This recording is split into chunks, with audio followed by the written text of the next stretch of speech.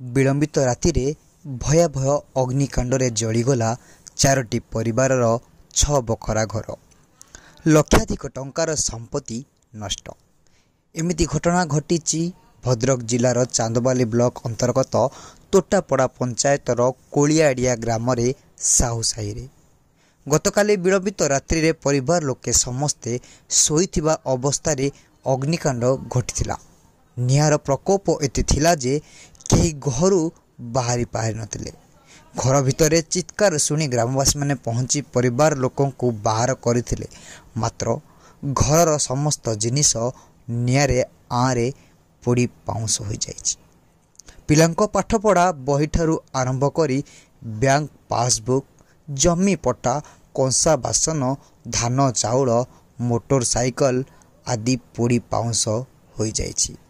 अग्निशम गाड़ी पहुंचला बेल सबकिछि ध्वंस हो जाइथिला।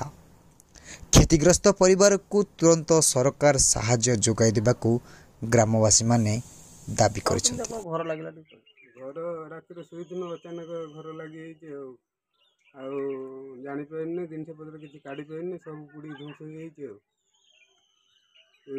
सब कल रात अचानक अवस्था नष्ट धान चाउल देखुं तो कंसा बासन सब तो पुड़ी आम कि काढ़ी पारे रातिर उठला निआ को आयत्त कर फायर स्टेशन आसिक सी मैंने आसिक ये कले गाड़ी साइकेल सब तो जाइए पुड़ी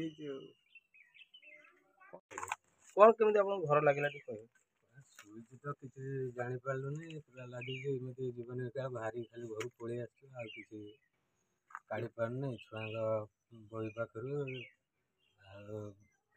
जिनस पत्र किसी काढ़ी लुगापटा भी काढ़ी जहाँ पिंधि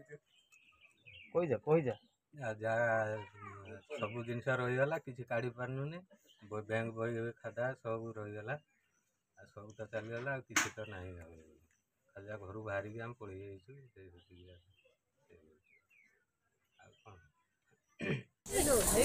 चांदबाली मुन्ना पट्टनायक रिपोर्ट केबिनेट।